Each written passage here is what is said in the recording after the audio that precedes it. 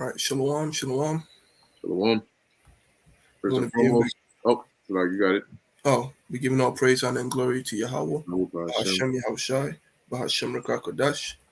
Double honor to the elders and apostles of Great Millstone, and enough respect to the brothers that are out there pushing and spreading the truth, which is the gospel of Yahweh Bahashem Yahshai to the four corners of the world.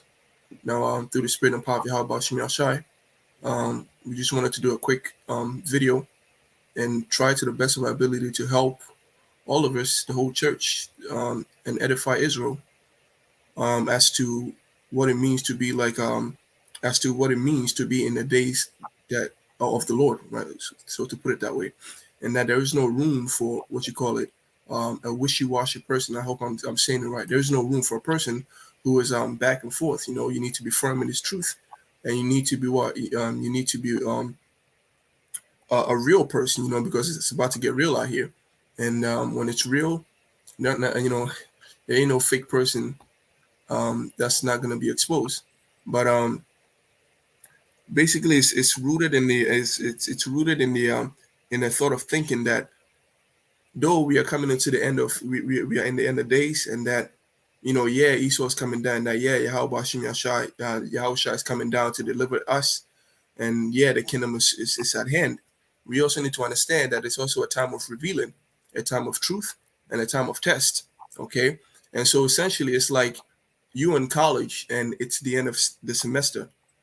Yeah, you're happy that the semester is about to be over, but you also have to understand that you have a term paper coming. There's some exams and all these things that you have to push through in order to receive the day of rest. And so that's what we're going to try to the best of our ability to explain and to show you through the scriptures how you can accomplish that, how you can be firm in this truth, and how you can push through the tribulations or the temptations or the tests or the tribulations, that are upon this place. Gone. Yeah, beautifully said. Because, ultimately, we talk about how the famines are coming, the pestilence, and it's gonna get, like we say, it's gonna get real out here, and it's gonna get real for a lot of people. A lot of these people who don't acknowledge that they're Israelites, heathens, Edomites, and Israel, as it says in 1 Peter 4:17, that judgment must begin at the house of God.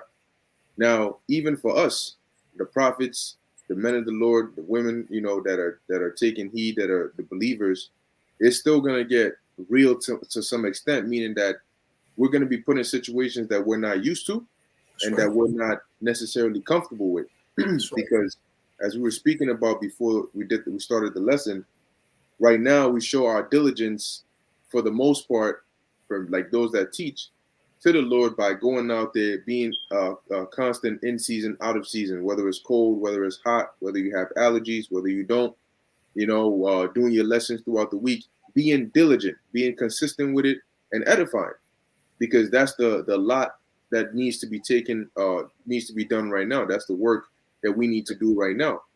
But when this thing goes down and the Lord brings that famine of the word, we're not going to be teaching anymore. But it doesn't mean that that's where it stops, because if anything, that's where we enter that phase 2 of the trials to our salvation.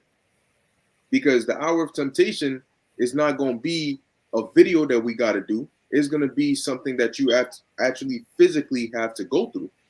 You see, it's not going to be like, you did your videos for the week, or you went out there for the week, so now you're good. No, when all hell breaks loose, you ain't going to be able to do any more videos. That phase of the ministry is going to pass. Yep. And now we're going to be in the time of you showing your diligence to the Lord through your faith, through your acts, through how you move, and through how strong you are in the spirit, to be able to deny whatever this devil may come with. Because at that point, we are going to be faced with one thing, and that's going to be making it onto that chariot. And that's going to come by having faith in Yahweh by Hashem Yahushai, but not giving in to Esau, not worshiping the beast, and not taking his charagma.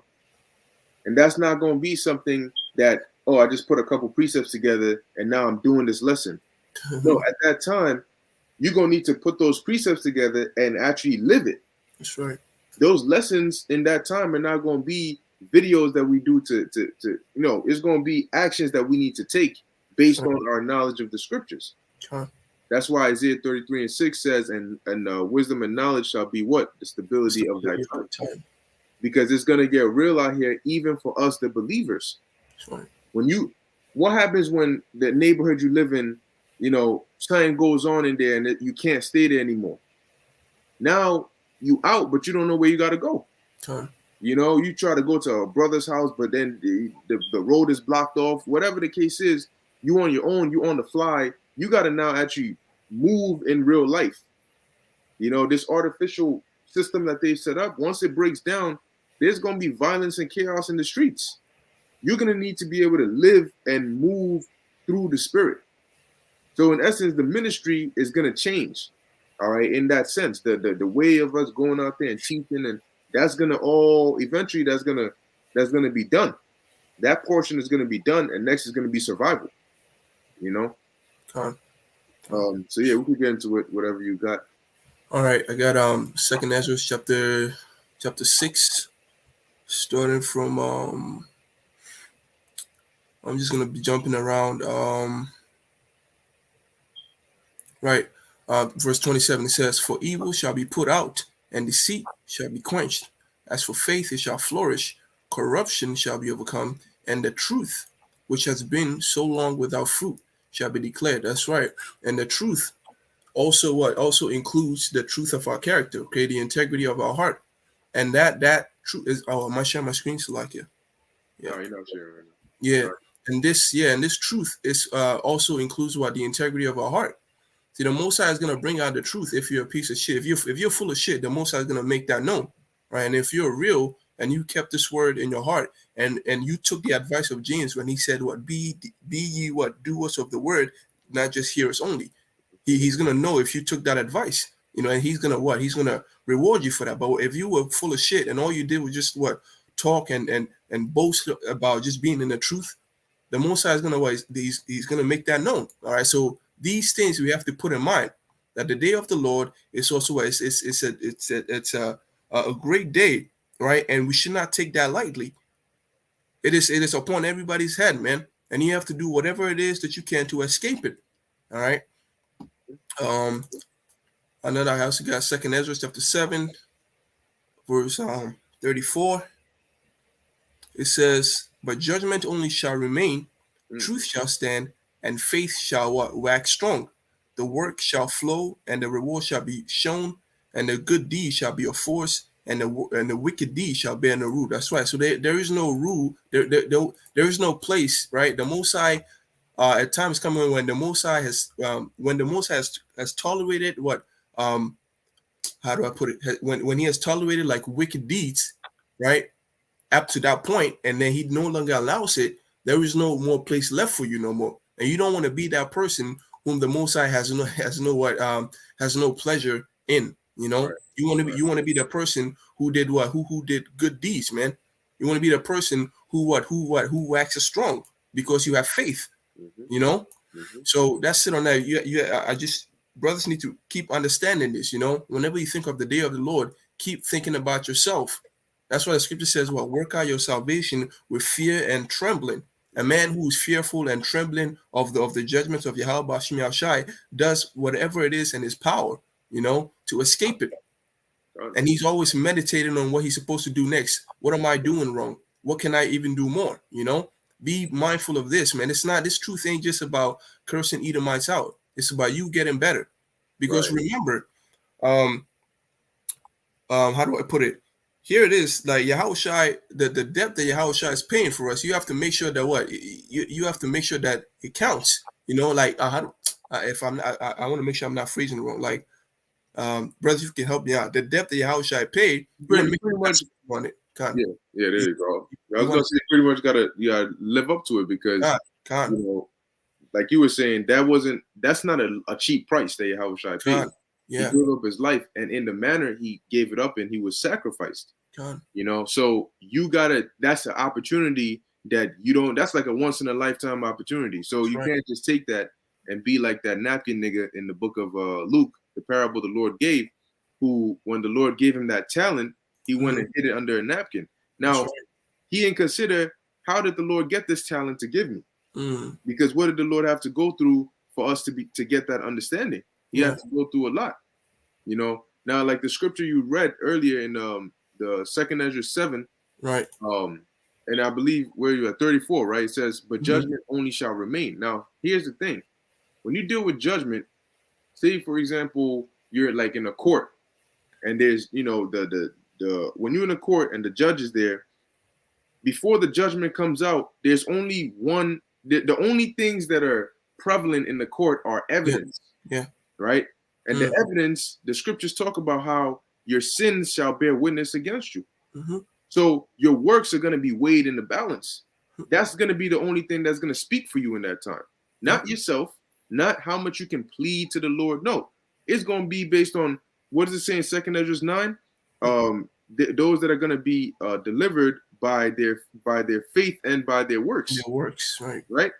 So in the time of judgment, it's going to be based on how you scale in the balance. That's right. That's all the Lord is going to want to hear. Yeah.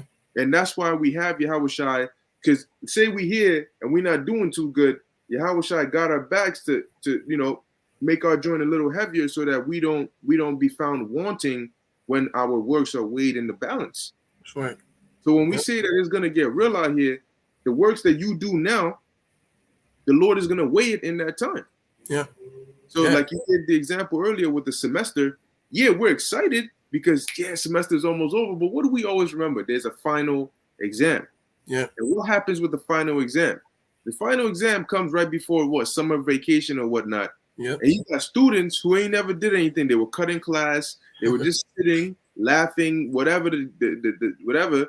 When the time comes, they happy. Yeah, yo, the class is finally over. But bro, you gotta take the Regents, or you gotta take the SAT, or you gotta take whatever it is.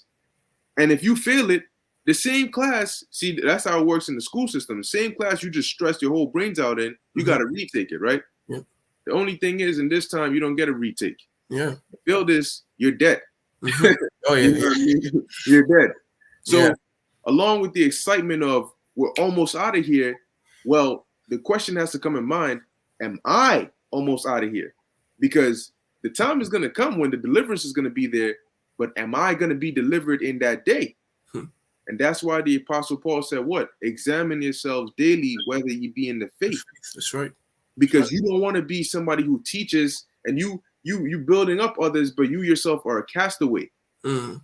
That regret is going to stay with you for a very, very, very long time. So remember that along with the day of the salvation comes the day of your test. Every one of us is going to be tested individually. Yep. So, yeah, you got it. Yeah, when he shall appear on his judgment seat, man, and the judgment seat of Yahweh Shem Yashai, it does not compromise. Okay, when there's a judgment for a specific sin, that's what it is. You know, you can't reason yourself out of a judgment. You know, you can't do that with the Most High. You know, so it's very, very important. Go ahead. No, I was gonna say the elder Atazwam had put some good precepts on there. There we go. That's this we were just speaking on about weighing, right? This is Stay in the Spirit 144. Shalom, wa shalom to all you elders, brothers, bishops, you know, sisters, all you tuning in. Yahweh Shem Yahshai Barakatham. Ecclesiastes 12 and 14. For the Most High shall bring every work into judgment. You got to understand what that means. The Lord is going to bring every work into judgment, meaning that whatever you've done, he is going to judge it according to a standard. Because when you judge, you know, when you deal with, like, maybe you go to a different country, there's certain laws that over here you may be judged for, but in another country they're not going to be judged for. That's because they're judging based on their judicial system or their laws. Yeah. So the Most High is going to bring everything into judgment, and what is going to be the measuring stick? The scriptures, the way of righteousness. So every work you do, whether good or bad, is going to be brought into judgment. It's going to be weighed out. Right. How much worse if, like it says, with every secret thing, whether it be good or whether it be evil. So do you know that you can be judged for a wicked thought?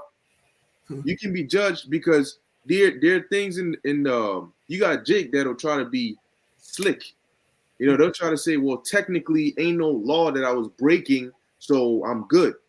But the Most High don't listen, ain't no law that says the Most High has to deliver you. Yep. You're gonna get delivered based on how well the Most High likes you, meaning if you are the elect or not. So you're gonna come here, you done messed up, the Most High gave you a second chance, you're gonna come to him. So that's like an employee who's on the job, right?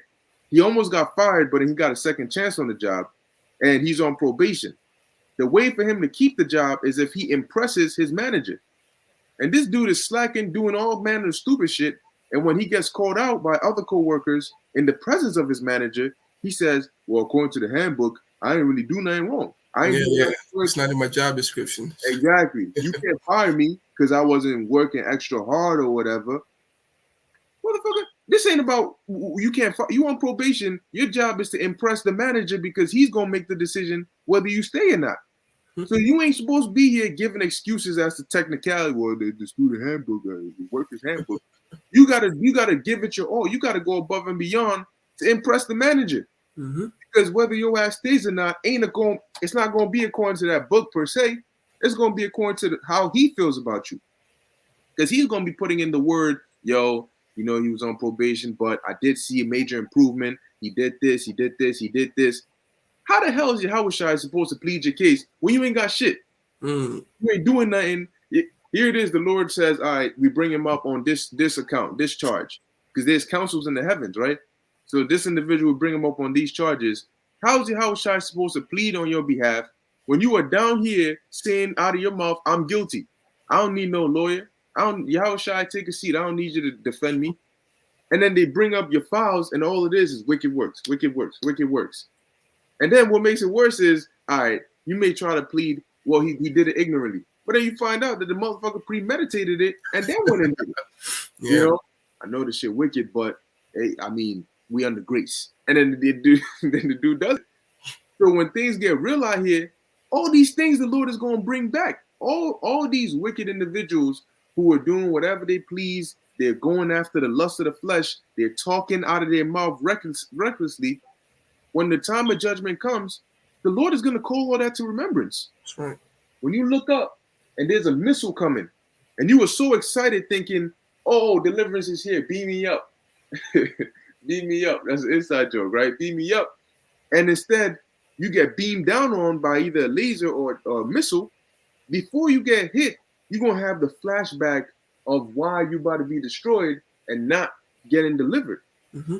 And you're going to be like, I was so excited for Yahushua's return, but what does Yahushua's return actually mean for you as an individual? Mm-hmm. Does it mean you're going to get delivered, or does it mean you're going to get destroyed? And that's something we don't really know the answer to. So what do? 2 Peter 1:10. Give all diligence to make your calling and election sure. That's right. That's right. Hey, yeah. Beautifully put, man. So this is 1 Corinthians chapter 3. There's some.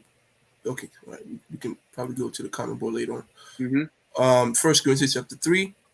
It says, starting from verse 12, it says, now if any man build upon this foundation gold, well, so like, let me get it right. All right, 3 verse 9 says, for we are laborers together with God, ye are God's husbandry, ye are God's building, according to the grace of God, which is given unto me. Now, as here it says, according to the grace. Mm-hmm. So right there, right off the bat, right there, you know that what you're doing, you're treading on thin ice because you're not entitled to this. You're not getting this because you deserve this. You're getting this by the grace, right, okay, of the Most High. So Paul is acknowledging that clearly. He said, according to the grace of the Most High, which is given unto me. Given. All right? Mm-hmm. You got it? According to the grace of God, which is given unto me, as a wise master builder, I have laid the foundation, and another man buildeth therein. But let every man take heed how he buildeth thereupon. So there's the key part right there. He's laid the foundation, right? The scripture says we have entered into other man's labors. That is the key part right there. We didn't start this. This is not our business. We came into this. So you got individuals that come into it and they want to change the whole thing. No. That's not how you do it. You ain't got to come under no man, no camps. You got to do it this way.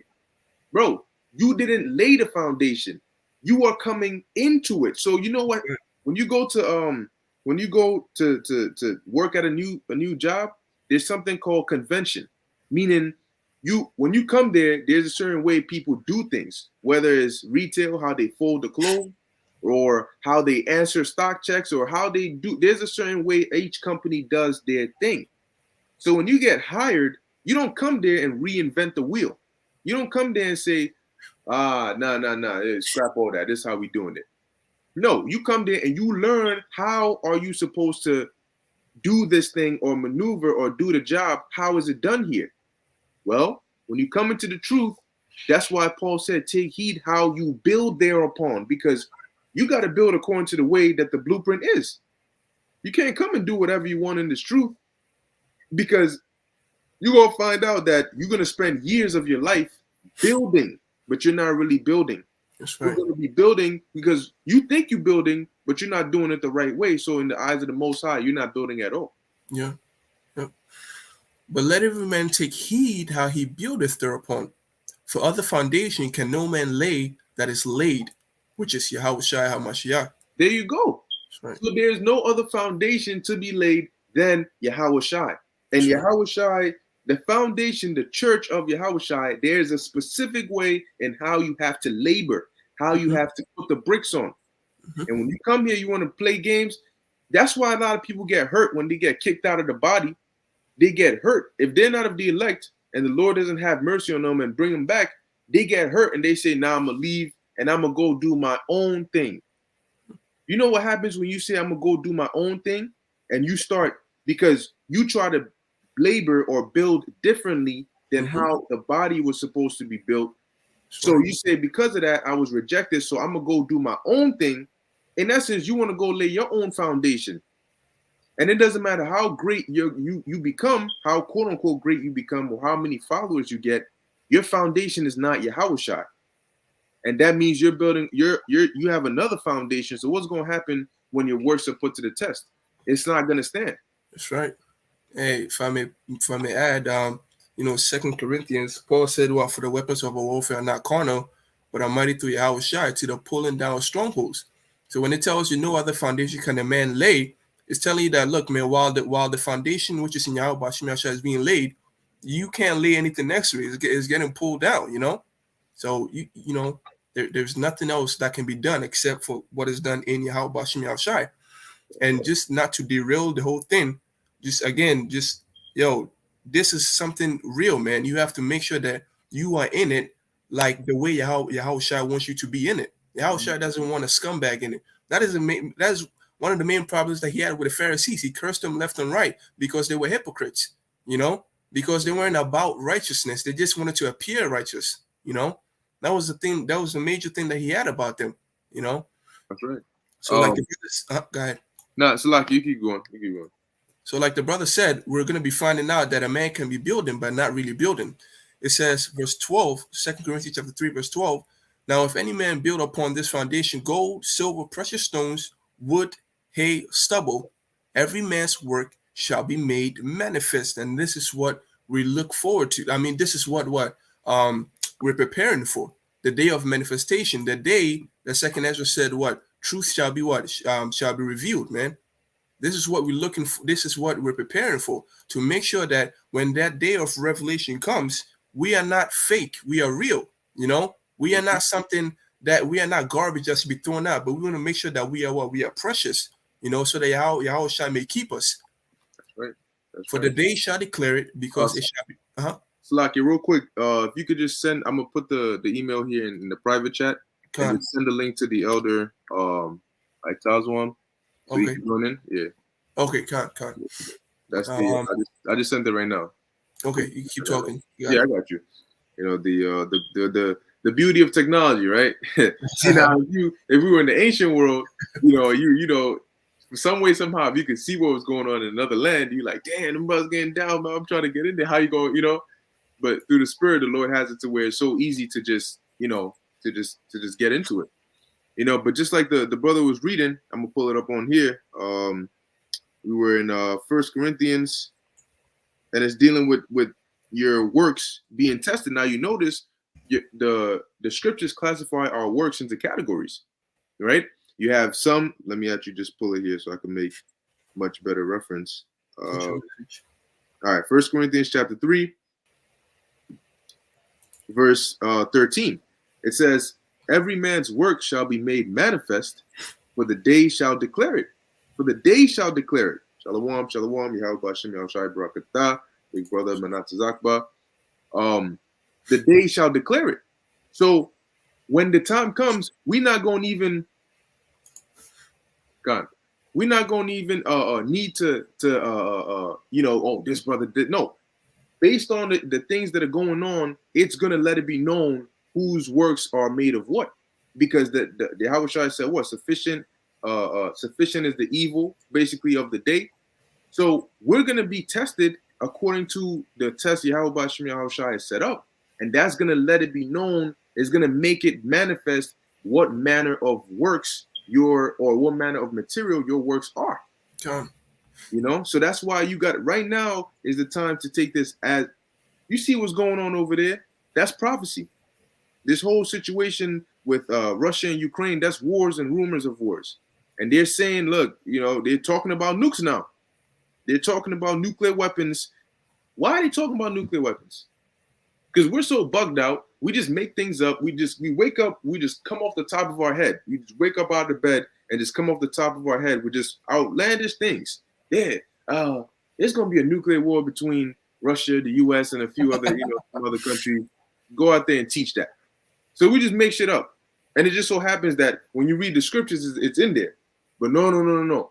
Well, according to them, we go and we leave out certain verses and we pick the ones, we cherry pick the ones we like and the ones we don't like. Okay, so explain to me, why is it that they're talking about nuclear war? Why are they afraid of nuclear war? If that's not a credible threat, why are they afraid? Now you got to ask yourself, hold on. Weren't these men talking about this years ago when tensions weren't even like on this level? When Russia and the US were actually talking about peace with each other? And they were talking about nuclear war. So, maybe if I stop and I start to think for a second, it looks like the world is going in a direction that these men have been saying is going in. So for us knowing and seeing these things, for us much more so knowing these things, what manner of person are we to be in?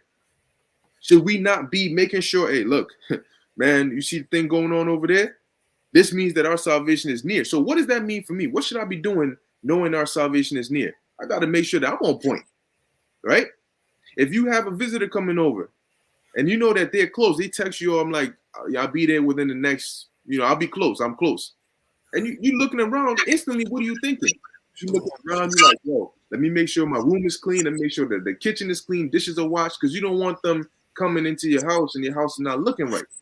The second somebody tells you, oh, I'm coming over, you instantly thinking, all right, let me make sure everything is on point. Well, that's the mindset you got to be in. You know the salvation is near, the day of destruction is near. What should you be thinking? Let me make sure I'm on point. Because, yeah, I'm excited to see that day. That's right. What's the day going to benefit me if I'm not right? It's going to be here, but I'm going to be destroyed. So, you know what I'm saying? So you want to make sure that you are in the best case possible by just following what the scriptures say to do. Shalom. How about Shemi Al-Shai Barakatah? Well, my Tazmi, how about Shemi Barakatah? Is it me or does he purposely not have? No, I think he put himself on mute. Okay. Shalom. How about Shemi Al-Shai Barakatah? Okay. What were you verse? We were in. Oh, I just read 1 Corinthians chapter 3, verse 13. I'm still in it, so you can read it again. Okay. When you pull it up on the screen, I'll keep going. Okay. Yeah. I was just gonna follow along so we can read along. All right. There we go. So I'm gonna read it again. 1 Corinthians chapter 3, verse 13.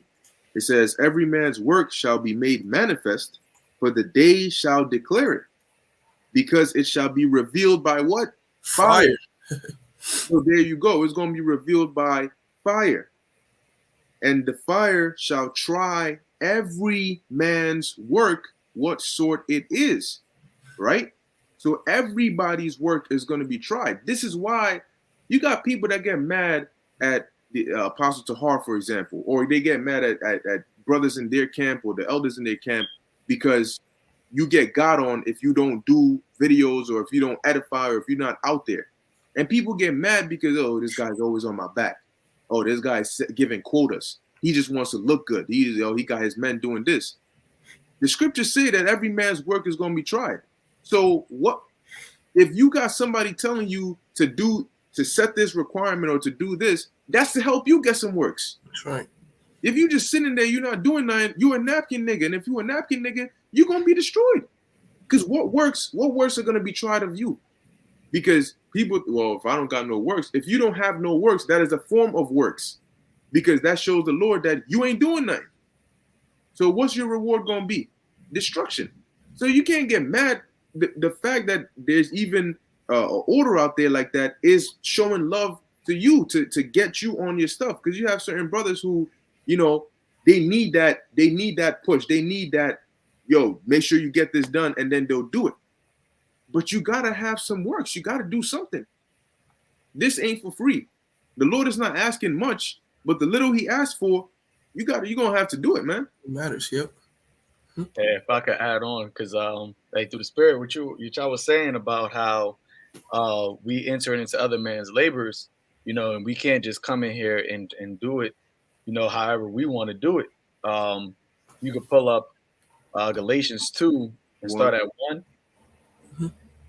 Because even Paul, you know, obviously we know that Paul being an apostle, or he was taught by Yahushua, but he entered into the labor of the disciples after, you know, after them. So he looked at Peter and James and John as his elders. So when you read here, it says Galatians 2 verse 1, the council at Jerusalem. It says, then 14 years after I went up again to Jerusalem with Barnabas and took Titus with me also. And I went up by revelation and communicated unto them the gospel which I have preached among the Gentiles, but privately to them which were of reputation, least by any means I should run or had run in vain. Now go into the NLT and read verse 2. Because there was a council, there was an issue amongst men that was of the circumcision that said that basically you had to be circumcised in order to be delivered, in order to be saved. But Paul didn't receive that revelation. Paul received that, well, you can get the Spirit without being circumcised. So as you see here, it says, and I went there because the Most High revealed to me that I should go. While I was there, I met privately with those considered to be the leaders of the church and shared with them the message I had been preaching to the Gentiles, which is what the Israelite foreigners. I wanted to make sure that we were in agreement for fear that all my efforts had been wasted and I was running the race for nothing. Okay, so that's why you have to get counsel. That's why you have to follow after the as Paul said, know who you learned from. All right, and know basically, you know, their reputation, you know, their doctrine, not verbatim. All right, because even Paul had that mindset. Like, look, I'm not trying to go against, you know, the church. I'm not trying to go against the leadership, and I want to make sure that what I'm doing, what I'm teaching, is right, and they're agreeing with that, because I don't want to be running this race and preaching for nothing. And you got a lot of men that are doing that because they came up underneath the elders, right? And they came up, and which is really the doctrine of Yahushua, right? Because you was reading the First Corinthians, the 3rd chapter, the foundation is Yahushua. So they came up underneath that foundation, but then they go and teach something different. Well, now you teaching something different, and all of that teaching, no matter how much you're going out there, no matter how much videos you're doing, all that is in vain, because it is not after the doctrine that Yahushua laid, the foundation that Yahushua laid, you know, and that's a prime example of having that mindset. You're supposed to, if you do have something that you came up into your mind, like, I think this might be this, X, Y, and Z, you're supposed to bring it up the chain of command. But a lot of people become self-willed, and they go like, know what? Nah, I'm just going to go out there and teach it myself and teach this different doctrine myself. And that's what the truth is going to be now.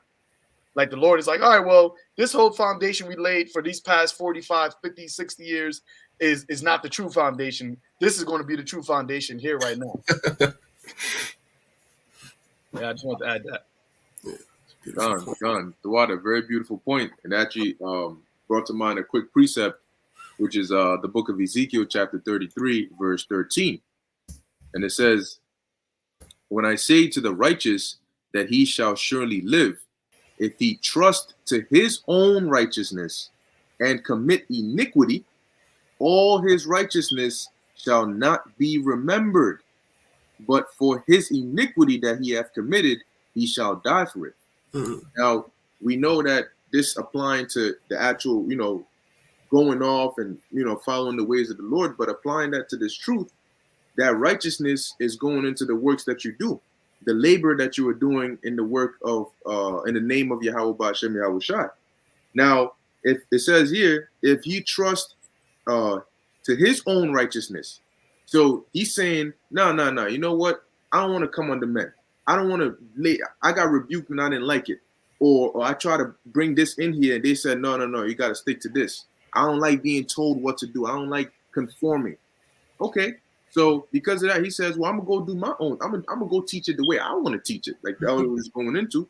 Well, guess what? Eventually, you're going to go off. And you're going to be committing iniquity because you're going to be polluting the word of Yahweh Ba'ashem Yahweh Shai when you add or take away from his word. So the second you say, I'm gonna lay a new foundation, what are you doing? You're adding. You say, I'm gonna start building in my own way. If it's not according to the ways that the Lord has set up, why do you think Hebrews 5:12 is written? For the time ye ought to be what? Teachers. Sure. Ye have need that one teach you again. What are they going to teach you again? They're going to teach you how you're supposed to teach. They're going to teach you what you're supposed to teach. They're going to teach you what you're supposed to do. So when you become a teacher and you no longer have need of milk, but you can start chewing on meat, you eating the right foods. Yeah, you can grow teeth, but what food are you eating? And what food are you making? So all these things are in there. There's a spiritual etiquette in how you have to move. And a lot of Israelites forget the spiritual aspect of this truth. They're caught up on the carnal. They're caught up on everything being tangible. If you don't got no tangible stuff on me, the Lord can destroy your ass, and you can say, "Oh Lord," but where's the tangible proof? Go ask Job. Go ask Job if he was presenting the Lord with some tangible proof. If that's what delivered him, because Job is saying, "Look, what did I do? I ain't doing nothing wrong." And even his friends were getting on him like, "Yo, you must have been something you did wrong. Most High ain't just gonna do that to you." So the Most High does what he wants, and you knowing that, you should be in fear. And you say, "Well, Lord, I know that my salvation is not guaranteed. I don't know if I'm of the elect. So what spirit should I be in?"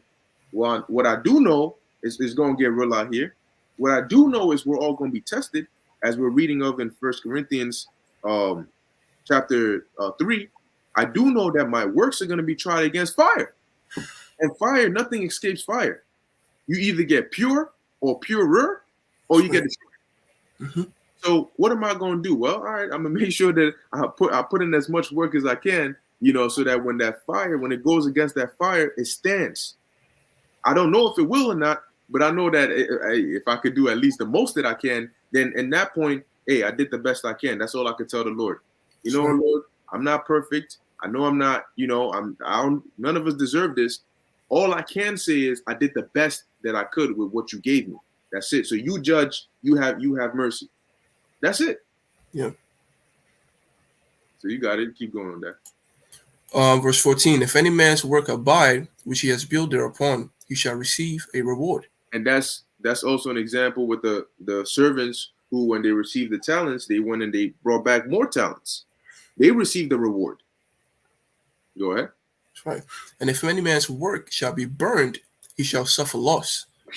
But he himself shall be saved, yet so as by fire. Yeah, because ultimately what's going to happen, you're going to have Israelites that their works are not going to stand.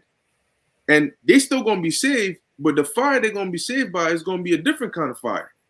The scriptures talk about in Revelation, the 20th chapter, on whom the second death have no power. That's the elect. But the 2/3, because the scriptures say that all Israel shall be saved. So we know all Israelites are going to be saved, regardless of whether your works are good or bad. But it's how you are saved. That's right. How you are saved. Your works, if they stand, will shield you from that physical fire. But if they don't, your works are made of paper, or some wood or hay or stubble or something like that. My man's, you know what I'm saying? You're going to be burned. You're going to be more fuel for the fire. But Jake don't consider this. They don't lay this to heart. That's why they don't, you don't see a lot of diligence in. Here it is. You got Dabu 7 is more diligent than a lot of people. You got people that are in the world who are laboring for a corruptible crown that are more diligent. So you should stop and ask yourself, hold on a second. Wait. He's laboring for a championship. He's laboring for some certificate. I'm laboring for immortality. I'm laboring to serve the King of the universe. I'm laboring so the Lord can deliver me from this hell that's coming. And yet somebody that's laboring for something less than you is going harder than you. Then you got. That's why we all have to examine ourselves and try to do as much as we can. Ain't nobody saying turn into Superman, but even a little bit more each day over time accumulates to a lot. That's right. Next precept. Yeah, I don't know if the elder wanted to say anything. If you want to say anything, you just jump right in. It's all right. God. All right. Let's select it. I think the next one was let me see. Yeah, it was. Did we get John 9:4? Yeah, I think the next one was Hebrew 12, I believe. Okay, let's get that. Hebrews 12:4. All right. Hebrews chapter 12, verse 4. Ye have not yet resisted unto blood, striving against sin. Good. So that's another aspect of why it's going to get real out here. Because so typically, what do we do? What are our requirements? We study the scriptures. Studying is a big part. You read, you stay in the spirit, you fast, you pray, you teach, you go out there, you come back. But there's like that's why you got certain Israelites that just fall into a routine and they just go through the motions. I just do this, I just do this, I just do this. They don't really get in the spirit of it. Mm-hmm. But a part of our daily requirements doesn't involve necessarily having to lose blood. Sure. But the time is coming when some of us are going to have to lose blood for this truth's sake. At that point, who's going to be willing to get punched in the face or lose a couple teeth because they're standing firm for Yahweh B'Shem Yahweh Shai? You had men in the past that lost their life.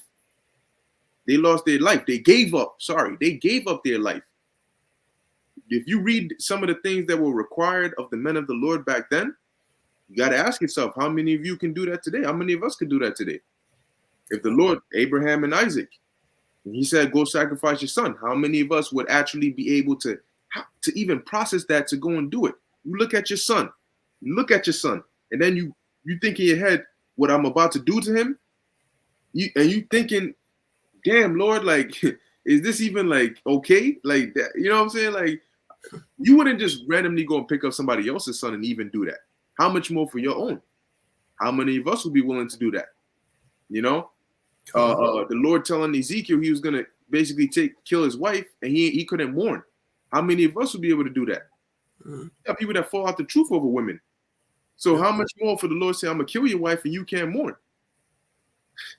Hey, going to the topic of you mentioning about Abraham and his son, something I've been meditating on a lot lately, because that just requires a level of faith that is really the highest level of faith. Because when it comes to life and death and believing that a power can deliver you or raise you up from the dead, that's a faith that is unmatched. Because anything else, if you can raise somebody from the dead, then anything else can be done. Mm-hmm. That's one thing that separates, like that. What they always say, God took him. God took his soul. He's back with God now. So the faith that we got to have in that time, even when it comes to our loved ones or even ourselves, that's why it says in Revelation that they love not their life unto the death, because ultimately we have to have the faith to know that the Most High is over death. He's over the power of death. I believe Hebrews the 2nd chapter, or maybe it's 1 Corinthians the 15th chapter, it says that Yahweh Shai, he defeated the last enemy, which is death. I believe it's 1 Corinthians the 15th chapter. He said that he defeated the last enemy, which is death. So having that faith in this time, because that's ultimately the only thing that the only thing that Esau is really going to be able to present us with as a weapon, not a weapon, but as something that we got to overcome, is the fact that he has the ability to kill us. And that's why Yahweh Shai said to fear not him that can kill the body. But that requires faith for you to have that mindset to not fear somebody that has the ability to kill you. That means that you have more power, you have more belief in the power that is telling you to not fear that than the actual the lesser power, because that's what Esau is trying to present himself as a power than a power that has the ability to kill you, you know. And that's what the test is all about. The test, Moses spoke about the condition of the battle, right? Or a second Esdras, I believe he spoke about Moses saying that this is the condition of the battle. He that's able to overcome this. Actually, let me pull that up real quick. If you can pull that up in second Esdras. 7th chapter? 7th chapter, yeah. Yeah, you already got it on here. Yep. Verse. What verse? I think it's up above. Yeah, so up a little bit. Not that too far. Oh, okay. Go down, keep going. It might be down like around the 30s. Okay. Actually, might be down further. All right. Where is it? Boom, boom. A little bit more. Day of Doom. Is it 57? Check around like yeah. Yeah, there we go. Okay. Okay. Let's see. Yep, it says then second Esdras 57 verse second Esdras chapter 7 verse 57 says, then he answered me and said, this is the condition of the battle which men that is born upon the earth shall fight. Okay, and that's why the scriptures talks about being a good soldier. All right, the weapons of our warfare, because we are in a battle right now. You know, we're trying to get back to our first estate. We're trying to be worthy of being called the sons of God. Yahweh Shai did it. You know, that's why when he finished, he said what? That give me the glory that I had with you from the beginning. He is the first of many brethren that defeated, that won this condition of the battle. And through him, but see, he had to do it off of his own, you know, accord. You know, he didn't have a mediator. He didn't have an intercessor. He didn't have anybody that he could use to fall back on, or if he slipped up and said, "Yo, I got somebody got my back." He had to do it all by himself. That's why the scripture says that he was a man acquainted with grief. Okay, but we have him now that has that walked through the path. It's like if you're walking down a road or a path, let's say a path that is the unbeaten path, right? Unbeaten path where there's no actual clear way to walk. It's harder to walk that walk. But Yahweh Shai paved the way for us. So now we also got to walk that straight gate, but it's easier for us because he did it for us. He paved the way for us. So it says, this is the condition of the battle, that man that is born upon the earth shall fight, that if he be overcome, he shall suffer as thou hast said. Be overcome with what? The God of this world, which he promotes the lust of the flesh. He promotes the lust of the eye, the pride of life, everything that is carnal. Okay. Or if you be overcome with the cares of this world, you see, because if you are overcome with the cares of this world, then you in essence believe that you are of this world. And if you are of this world, then you're going to perish with this world. Because Yahweh Shai is not coming to save this world. He's coming to save the world of Israel, the elect of Israel, out of this world to establish the new world. Mm-hmm. It says, and if he get the victory over what? Over the beast, mm-hmm. All right, the hour of temptation, over the mark. That's when Revelation, the 15th chapter, says they rejoice that got in the victory over the beast in his image. Mm-hmm. He shall receive the thing that I say.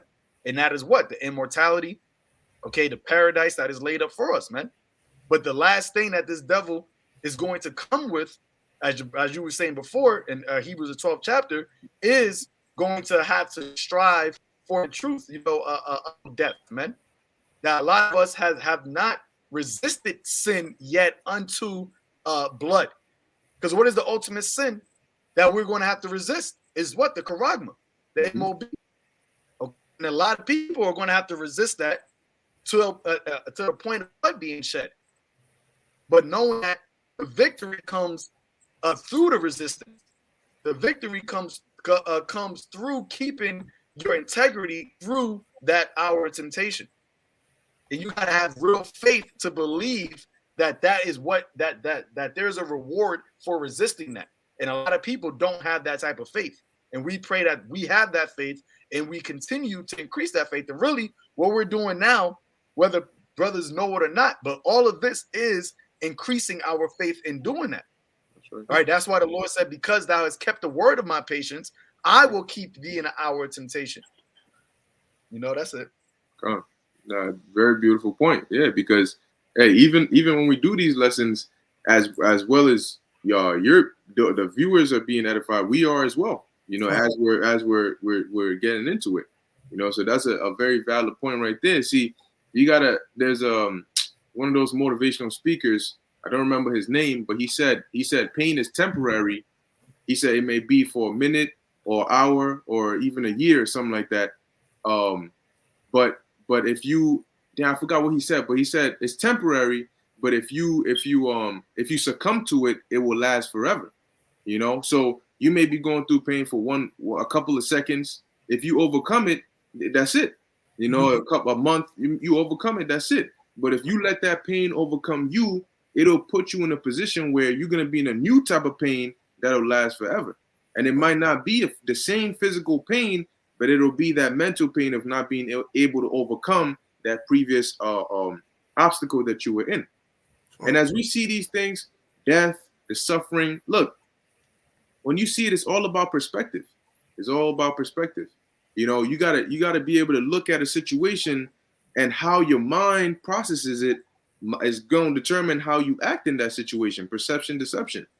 So if you see a guillotine and instantly you get afraid, oh my gosh, they're going. Eric Thomas Khan, the water. I believe it was him. Yeah. I think it was him. But you see a guillotine and you get afraid of losing your life. Then you got to ask yourself, why am I afraid of losing my life? What is there here for me? What does this life entail of? It's only been suffering, wickedness, all this. So what am I really fighting to hold on to over here? What am I so afraid of? Now, you look at the guillotine again, and now you're thinking spiritually. Now you got to look at the guillotine not as like a sharp-ass thing that's about to cut your head off, but now you got to look at the guillotine as, damn, this is really a portal to immortality. Because I'm in this truth. If I'm about to lose my head for that, it's a couple of seconds, I go to cut it off, but that couple of seconds is going to make me assured, yeah, I'm of the elect. I'm going to be delivered. I got a spot in the chariots. I'm going to get a new body. I'm going to be immortal. I'm going to get planets. I'm going to be able to enjoy the kingdom. All of these things is right there. Now the guillotine don't look so scary. Now you might just get a little excited because you're like, shit, take my head off already.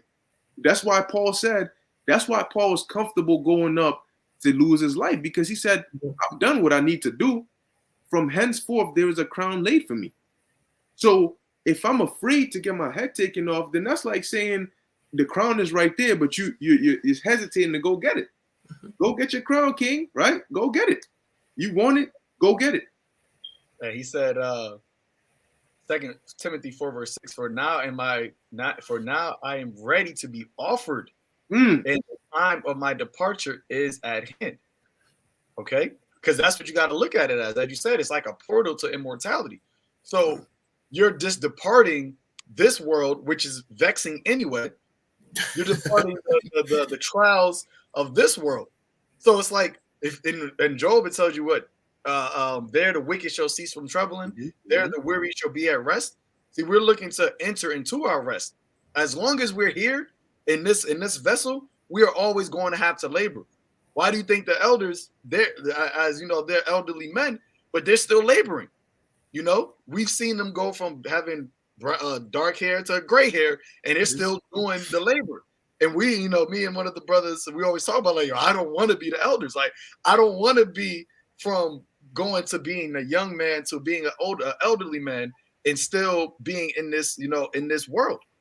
Okay, because with this world comes the laborious work of this world. Now, as Paul said, that we labor for when he said I was in strait betwixt the two, but it's needful for us to be here for the elect's sake.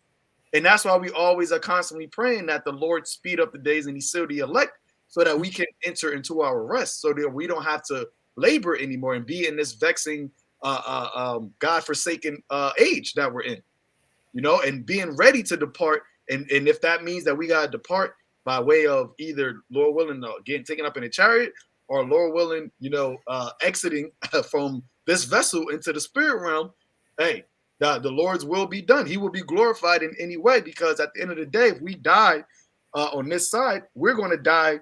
The world knowing, especially if in that time, if we're being martyrs, we're going to die with the world knowing that we died for righteousness' sake, that we died for Yahweh's sake. So the Lord is still being glorified in our death. Done. Yeah, that's exactly what it is. You know, you died honorably. So the second you get to the spirit world, hey, you know what?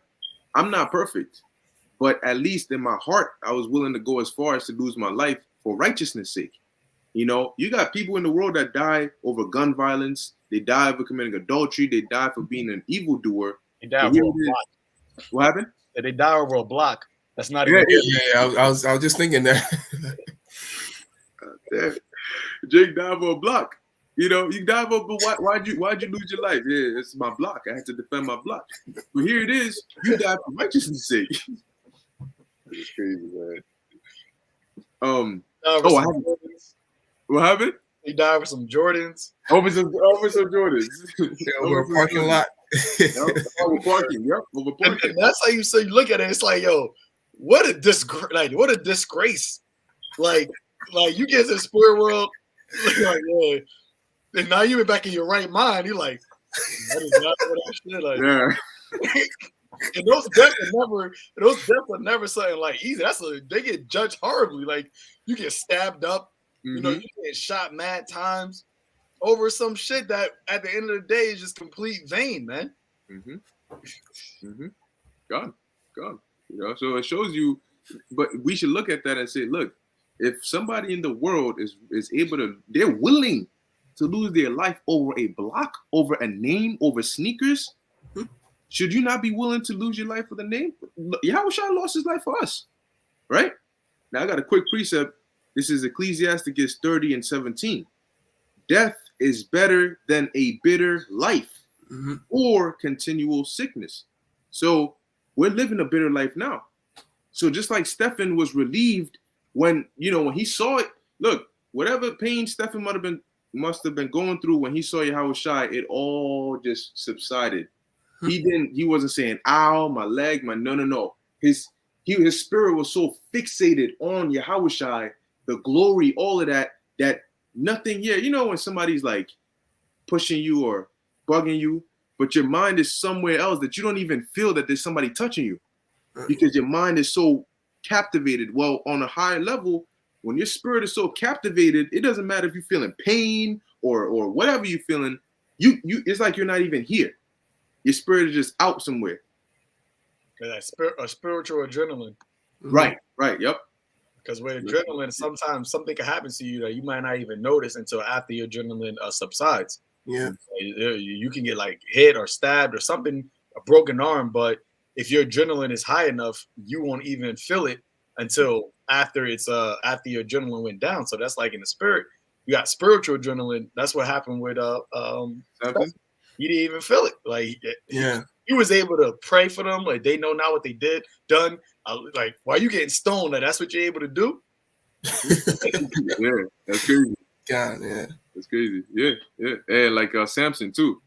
He after all that, when the spirit left him, that's when the adrenaline wore off. That's when he was like, "Oh, I'm thirsty unto death." Yeah, you got that, yes. Oh yeah, I was gonna say it happens in the military all the time because they in the heat of battle. The self-preservation, the adrenaline kicks in. He gets shot like 5-6 times. He doesn't know, until it dies out, and then he's like, "Oh shit, I got shot." Oh yeah, gone. Yeah. Hey, so that was it on Hebrews 12:4. What's the next one you got? John 9, right? John chapter 9. God. That's right, and this is also a key precept here. John 9:4. You got it if you can read it, Baruch. Sure. I must work the works of him that sent me while it is day. The night cometh when no man can work. So now, who sent us? We were sent by Yahweh Shem Yahushai because we were called, right? We were called, and the word apostle means what? Sent away. So we were called and sent after we were trained. We were sent to go out there and to fish and to teach and to trade, right? And so the works we were sent out there to do, we must do those works while we still can, because there's a time coming very soon. Look, when the famine of the word comes, that's it. This is a once in all of existence experience. We're never going to come back to this point ever in history ever again. We're never going to revisit a time when we need to go out there in the highways and byways and prophesy again, or show our, keep the word of the Lord's patience. So sometimes, you're like, damn, it's hard, but just remember, this is the last time you're going to have to do it. So go hard. It's the last time you're going to have to do it. So give it your all. You don't want to have any reserve strength left, because then you're like, damn, I had that lesson in mind. I said I had the chance to do it today, but then I said I'm going to do it tomorrow. What if all hell breaks loose? What if there's a power outage? What if there's an EMP attack tomorrow morning before you get a chance to do that lesson?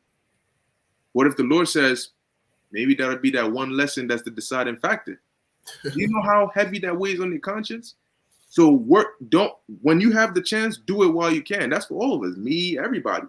Because we're human. There's times you're like, let me do it in like a couple minutes. Then a couple minutes goes further, then further, then further. Then another brother does a lesson. You're like, damn, I was just thinking that. Yeah, because the spirit was coming to you, but whatever the case is. So, but those are all things that we can't always say, oh, we meant. You got to break out of that, and you got to form better spiritual habits to where you're habitually able to do a lesson when the spirit comes on you. You make time. Instead of making provision for the flesh, you make time for the spirit, so you do what you need to do. And I believe you mentioned this a while back, and you said because what we do in the kingdom, there's no there's no such thing as, okay, can I make up what I didn't do on earth so that I can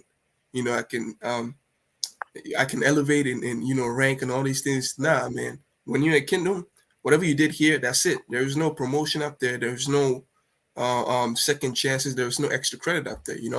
So whatever you are up there, it all depends on what you do down here, man. So you got to give it your all. Right. Beautiful point. You have Romans 13. Yep. And we're bringing out these precepts to keep on reiterating the fact that, like we're about to read here in Romans 13 and 11, the salvation is coming, yes, but you have to do your best so when it comes, you can gain the fullness of it. That's right. Meaning, the time Yahushua returns, you want to make sure you're doing everything. Look, at least follow what Peter said. He said, you give it your all, you ain't going to fall. So make sure you're still standing when Yahushua comes, because he's going to come. The Yahushua is going to come. Ain't nobody going to stop that. The prophecy is going to pop off. The MOTB is still going to come out. It's going to be made mandatory. These prophecies are going to happen. But you can't control that. But what can you control in the best of your ability? Well, yourself. Disciplining yourself. See, the truth ain't just about doing what you have to do. You also have to stay away from the things that you shouldn't do. Because you can be somebody that does what you have to do, but then you also go and do something that you're not supposed to do, and then that messes up your whole joint. So you got to stay away from trouble, stay out of trouble, while continuing to stay on the path of righteousness and diligence. All right, so you got it. Romans chapter 13, verse 11, and that knowing the time, that now it is high time to wake out of sleep. Mm-hmm. For now is our salvation nearer than we believed. There you go. You got it, Zaquan. And I was going to say, the first key part of that, it says knowing the time. Mm-hmm. And that right there is a gift, really, from Yahweh Ba'ashem Yahushai to let you know the time. It's like the Lord gave us a spiritual watch where we can look at it, Mm-hmm. and it's never broken. We can look at it, and we all got our own watches. We're like, yeah, it's this time. When somebody asks you, what time is it? Like, you check your watch. You're like, I don't got a watch, And if you don't got that watch, then you're not gonna know what time it is, and know the importance of the time. That's what it goes into the high time. Second Esdras, the 9th chapter, it says what? measure thou the time diligently in itself. When thou seest part of the signs past, then thou shalt know that it is the very same time. Time. It's an important time that we're in. And in order to know the importance of the time, you got to be able to know the signs of the time. And a lot of people don't know the signs of the time. So it's saying that knowing the time, and now it is high time to awake out of sleep. And if you're awoke, you want to what? Stay woke. You don't want to go back to sleep. And this devil, he has a lot of cunning arts, a lot of wiles to lull people to sleep. Even people that's not in the truth. Okay, if they get shaken enough, they might wake up. That's what the whole Emic was about. You know, a lot of people was now want to be woke, right? The whole woke phase, and they want to tell the Illuminati this, and you know the Agenda 21 that, and Agenda 30, and the World Economic Forum. But then he said, like, you know what, we're gonna open everything back up. Now everybody just going right back to being asleep again. They're going back to their whole daily one and two life of just the vanity, and they forgot what's really going down. But the ones who are awoke, the ones who are awakened in Yahweh Bashim Yahweh Shai, we're always watching. We're always upon our watchtower, whether it be the third watch, the fourth watch. Yahweh Shai said it. You stay watching, because you know not at what time the Lord is going to come, whether it be the third watch, the second watch, or at midnight. Okay, that's right. So it's just knowing the time that it's high time to wake up out of sleep. For now is our salvation nearer than when we believed. And why do we know that? It's because, see, Paul wrote that, right? But he really wrote that. Things written aforetime was written for our learning now.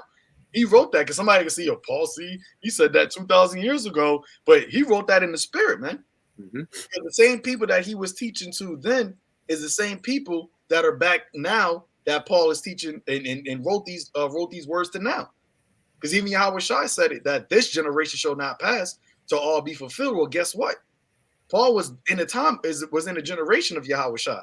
So that same generation that Yahweh Shai said that everything's going to be fulfilled to is the same generation that Paul is saying that now our salvation is nearer than when we believe. And that's really prophesying right there. Paul was prophesying by saying that. Right. God. Yeah, here we are now witnessing those things. And that's why it's important to know these scriptures and to know these prophecies. Knowing the prophecies is like knowing how to tell time. And like the elder he made a point on that about the watch. You know, now you got individuals that may have a watch, but they don't know how to read the clock. They don't know how to tell the time. They don't, because, you know, the traditional watches, you actually have the clock. You know, nowadays it just tells you the time on there. But if you don't know how to read the clock and you got a watch, you just have it on there for style. You know, because you got certain people like that who they got a watch, but they don't know how to read the clock. So you ask them the time, they'll go like, oh, then they'll reach out on their phone and tell you the time. And you wonder, wait, but why are you not using the watch?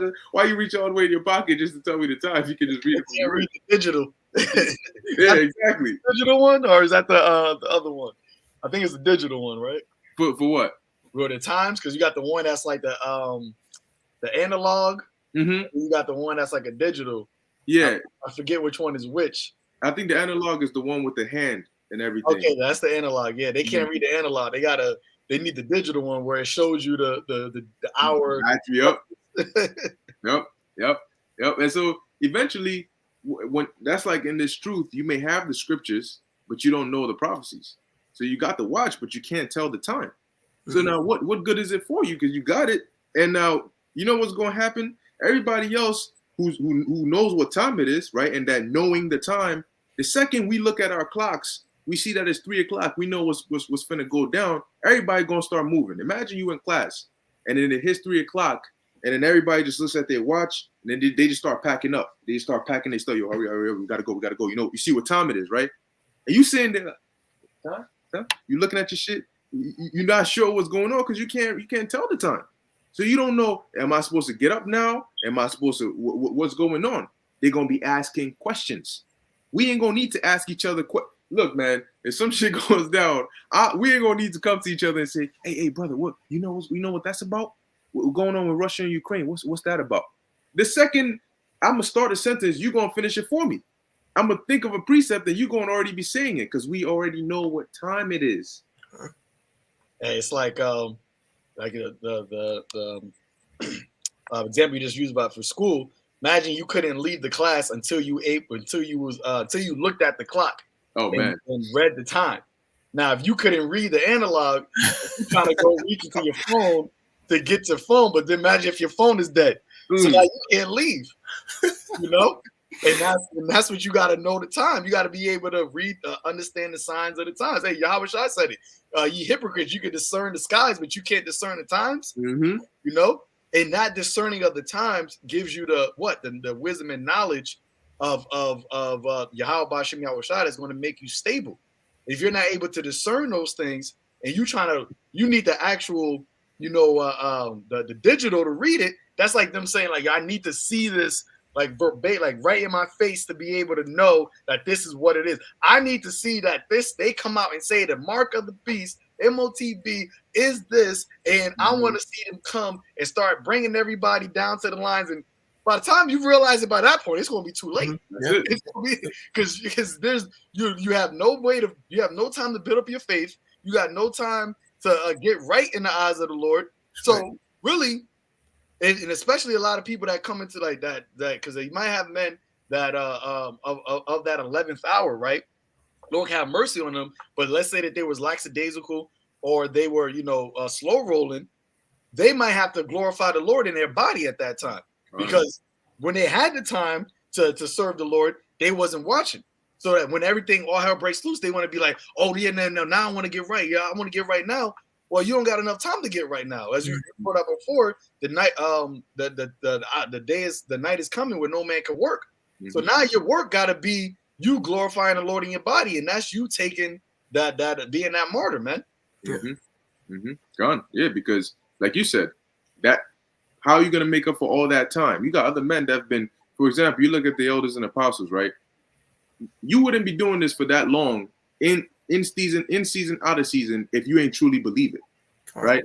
So, but you got somebody else. Now, if you came in at the last hour, how do you show the Lord that same amount of faith in but a few moments?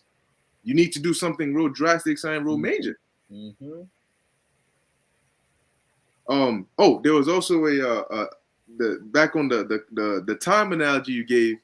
If you in the class, right, and like the elder said, you can't leave the class unless you tell the professor what time it is on there. And here they're talking about there's a tsunami or there's something coming. Everybody got to start hurrying up and get out of there. The problem is you can try, but you don't learn how to read a clock in a matter of seconds. This is something that you're taught.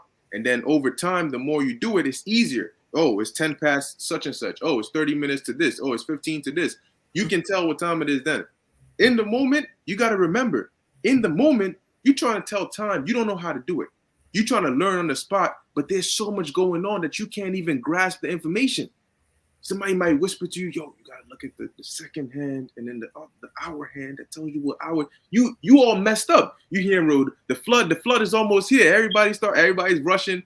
You all messed up and you stuck here crying and shit as a grown man because you can't tell the time, so you can't leave the classroom. And then you know what's going to happen? Eventually, you're going to stop trying to tell the time and you're just going to start thinking about regrets. Damn, man, I was in the same. Oh my gosh, I shouldn't have skipped that class, man. I should have just stayed with them. I should have just listened. The whole bunch of regret. See, when all hell breaks loose, when the judgments come, there's gonna be a whole lot of regret going on, and that's why the judgment ain't up to us.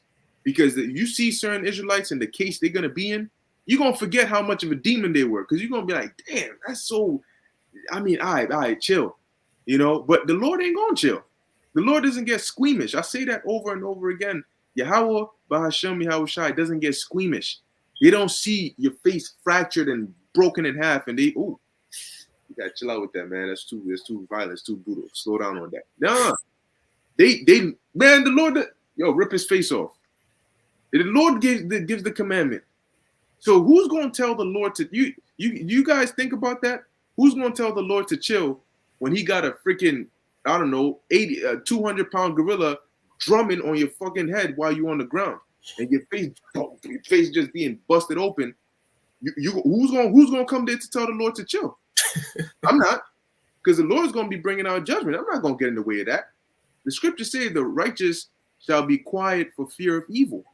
So if you see a wild animal bust out of nowhere and rip somebody in shreds, I'm not going to jump in front of you. I don't care if you're a woman or I'm not going to jump in front of you. Oh, Lord. You know what I'm saying? Like, it's just a baby. Chill. No. If there's judgment coming upon you, then there's a reason. Because as much as we all are, a brotherhood, what does the scripture say? That every man seek out his salvation, right? With fear and with trembling. I can't get you on a chariot. You can't get me on a chariot. We know what we got to do, but I got to walk the path. You know what path to walk, but you got to walk the path. So that's the point of why it's going to get real out here. For a lot of people that have been slacking, you think that you've been sliding under because, you in a camp with somebody or with people that are diligent, so you don't really got to do. No, the Lord ain't going to look at that. He's looking at you. He might have you by yourself. He might put you in a situation where now your faith is tested. Were you building up your faith or were you trying to ride on the coattails of somebody else? What are you going to do in that time when you are by yourself, when you are tempted, when you can't call the next brother and tell him your problems and he gives you spiritual advice? What do you do then? And the Lord is looking at you. So I think the last one we had here was 2nd Esdras, right? Chapter 16. 73. 73. Yeah. 2nd Esdras chapter 16, verse 73. It says, Then shall they be known who are my chosen, and they shall be tried as gold in the fire. That's right. Now, we specifically got this verse because when you read up a couple verses, you're going to see why or what are going to be some examples of those trials. But the scriptures say, then shall they be known who are my chosen, and they shall be tried as the gold in the fire. It's going to get real, not because if you're of the elect, you ain't going to make it, but because it doesn't matter if you're of the elect or not, you're still going to be tried. That's the realness of it, right? Everybody is going to have to make a stance and a decision, and everybody is going to be tested one way or another. So your faith is what, you may witness brothers who you thought were solid break, and something you never thought you'd see, you might see. Somebody this brother's definitely ride or die, and he tells you, I ain't doing this, bro. I can't. I'm sorry. I'm too hungry, or I got to do this, and they go and they get tagged. Because that takes a mental toll on you. So what do you do then? Here it is. Maybe the whole group that you in. Everybody else just start, nah, man, the elders is bugging, man. Nah, this ain't it. Look, the Pope said it ain't it. Because they're in such a hard situation, they're trying to justify doing it. Yeah. You just gonna let your family die, bro? Nah, I can't do that, man. Shit, I'd rather just come back in the kingdom. I'm gonna come back anyway, right? I'm gonna still be a king. I'm gonna still be good, bro. I'm gonna just do it, man. And then you just watch people. I'm just giving a hypothetical situation. They drop your mother, your father, your woman, and all of them, boop, boop, boop, boop, boop, just like that. Your brothers that you might have thought were brothers, and you see them all, and you're the only one left. And now life is hard for you. How do you do then? See, the test ain't so easy then, right? Yeah. It's not just today they come out and say you gotta take the charagma, you tell them I ain't taking that shit, and then that's it. Tomorrow the missiles fly. No. If I ain't taking that, that means for however long the Lord has us here, which Lord willing won't be long, until the missiles fly, guess what? You got to live life without having the charagma. That's a part of the test. You may go a week, but can you go 2 weeks? You may go a month, but can you go 2 months? Just because you go 3 months doesn't mean you could go 5. You see? So it's going to be a constant test. That hour of temptation, it's going to be a real intense hour. But you make the decision, you got to be. See, the Lord says, all right, what decision are you going to make? But what decision are you going to stand with? You may say, I ain't going to do it, but you may actually do it. Right. So are you going to say it and stand with it? This is why we pray to Yahweh Ba'Shem Yahushai to give us that spirit and that faith. Revelation 3:10. We pray that he keeps us. Because those that don't take the charagma it's not going to be of your own power. The Lord is going to put the spirit on you to not do it. So it's going to get real out here, and you ain't going to be able to just call the next brother for help, and you're going to have to face situations on your own. You're going to have to make tough decisions. That's it. Damn. That's what the scripture says. Oh, Like there those you go. decisions shouldn't even really be tough, because if you really believe, then what we're fighting for is all worth it. Yeah. The scripture says that these things are light afflictions, man. For the eternal weight of glory. So in your mind, you gotta really be able to, weigh in a balance. And when you really compare it, it's no comparison. That's right. There is no comparison. But you gotta be fully persuaded in your mind to this gospel and to this ministry and to this faith, man. Mm-hmm. So that's all I got, man. Ash, you was gonna say that? Yeah, I was just going to say that's what the scripture says. We have to rehearse the righteous acts. And we shouldn't take that very lightly because, keep rehearsing this. What's coming is it's a great thing. And you need to be able to rehearse so that you get used to it. That's pretty much all I wanted to say about that. Okay, so that's pretty much it. But like the elder said, man, that's a good point to keep in mind. Keep that in mind, man. That it's all about perspective. Are you looking at the bigger picture? If you're not looking at the bigger picture, see what happens when you're here and you look around. The buildings look big, right? The cars, they look big. The planes, everything looks big. Hey, that's a big ass park. But if you're in a plane and you're looking down, all of a sudden the cars look so tiny, the buildings look so tiny, the park doesn't look that big. It's all about what view are you looking at it from. So when all these things go down, you look at it from the bigger picture and you stay kingdom minded, all of a sudden these big problems become so minute because you stop thinking of, damn, I'm really about to die. And you start thinking of, damn, all I got to do is give up my life and I'm going to get all this. Then all of a sudden death doesn't seem so big anymore. It's like it becomes so small. Yeah. You say, damn, man, my daughter's sick, but she might die if I don't give her medication. But then you remember, wait, the Most High is in control of life and death. He could bring her back to life. He could heal her. And if she dies, that's peace. I could see her in the kingdom anyway. He might have her be of the elect and get delivered. Then as you think these things, then all of a sudden, the problem just becomes so small. Like, it's not worthy to be compared. Right. That's right. Yeah. So, with that, y'all got anything else y'all wanted to add? No, everything is summed up perfectly. Why for letting me join in? Hey, the water y'all bunching on shot. Why for joining in? Keep the fire going. Hey, so Lord willing, you were edified. In closing, we want to give all praises, honor, and glory to Yahweh. Until next time, shalom. Shalom. Shalom. All right.